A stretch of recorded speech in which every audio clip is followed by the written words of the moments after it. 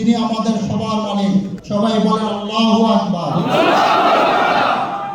এই আওয়াজের বরকতে রব্বুল আলামিন আমাদেরকে এই দেশের যে 17 বছর এক জগদ্দল স্বৈরশাসক ছিল, সেই স্বৈরশাসক থেকে এদেশের আপামর জনগণের নেতৃত্বে, দেশ নেত্রী বেগম খালেদা জিয়া তারেক রহমানের নেতৃত্বে বাংলাদেশের সকল গণতান্ত্রিকগামী দলগুলো ঐক্যবদ্ধ হয়ে যে সংগ্রাম, যে ত্যাগ, যে তিতিক্ষা আল্লাহ রাব্বুল আলামিন দেখেছেন, তার বরকতে একজন স্বৈরশাসককে, একজন ফ্যাসিস্টকে ইতিহাসের নির্মম আস্থা করে নিক্ষেপ করে এই দেশ থেকে পালিয়ে যেতে আল্লাহ রাব্বুল আলামিন বাধ্য করেছেন।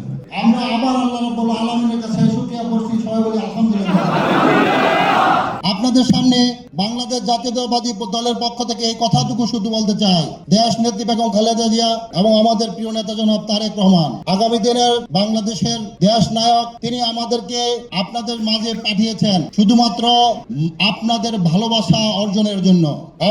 তিনি বারবার বলেছেন আমাদেরকে বারবার মানুষের কাছে যেতে হবে, মানুষের ভালোবাসা অর্জন করতে হবে। আমাদের প্রত্যেকটা নেতাকর্মীর কাছে আমার বিশেষভাবে অনুরোধ, আমি আপনাদের কাছে বিশেষভাবে অনুরোধ করছি, দুইটা জিনিস করবেন না। মানুষের মনে কষ্ট দিবেন না, দলে অনৈক্য তৈরি করবেন না। আমরা শরীয়তপুর আবার প্রমাণ করে দিব যে শরীয়তপুরের মাটি দেশ নেত্রী বেগম খালেদা জিয়া, তারেক রহমান তথা বিএনপির ঘাঁটি।